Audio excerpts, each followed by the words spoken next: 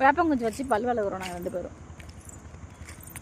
ப்ரெஷ்ஷெல்லாம் விளக்குனா வந்து கம்ஃபர்டபுளாக இல்லைன்னு சொல்லிட்டு வேப்பங்குச்சியில் விளக்கு பாருங்க, சூப்பராக இருக்கும். சாரி, ஈரோடு வந்திருக்கோம், உள்ளம்பாளையம் போயிட்டுருக்கோம். அதனால ப்ரெஷ்ஷு வேப்பங்குச்சி ஒடிச்சு போட்டு விளக்குறோம். ரொம்ப நாளாக ஆச்சு வேப்பங்குச்சி போட்டு விளக்கி. வேப்பங்குச்சியில் விளக்குனா வச்சுக்கோயேன், உடம்புக்கு வந்து அவ்வளோ ஹெல்த்தாக இருக்கும். பட் வந்து உடம்புல இருக்கிற கிருமி எல்லாம் வந்து செத்து போயிடும். நல்லா பல்லும் நல்லா பளிச்சுன்னு வெள்ளையாக இருக்கும்.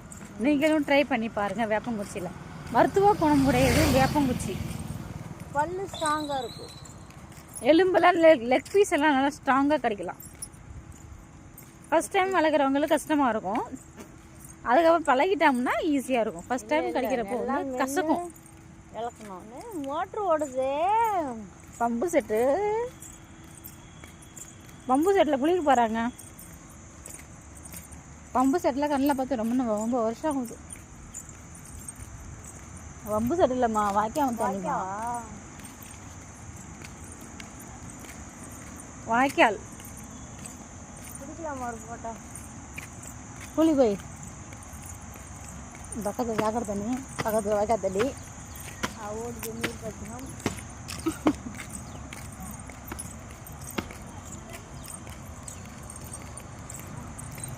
இந்த ஊருக்கு தாங்க வந்திருக்கோம். இதாங்க குள்ளப்பாளையம். குள்ளமாக இருக்குங்க அந்த ஊர். நாங்கள் ஈரோடு வந்திருக்கோம் மக்களே. நாங்கள் ஈரோடு வந்திருக்கோம். நான் வந்திருக்கோம்.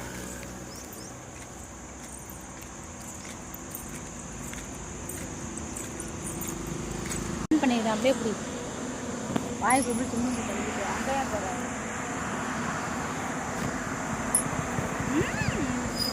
நீ காட்டுறீங்க பின்னாடி கேமரா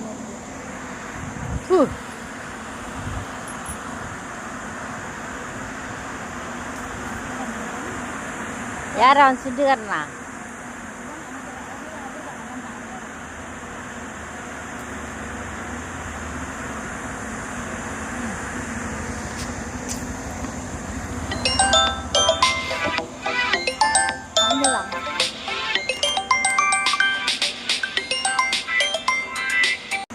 சிண்டுக்காரங்க தான் நிற்கிறாருப்பா.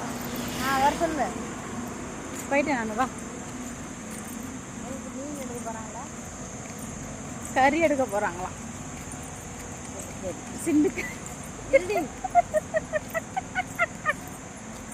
மரிமோனுக்கு மற்ற மரியாதை இல்லை.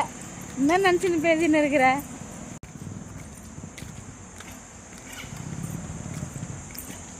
என்னமா மாதிரி வராங்களே.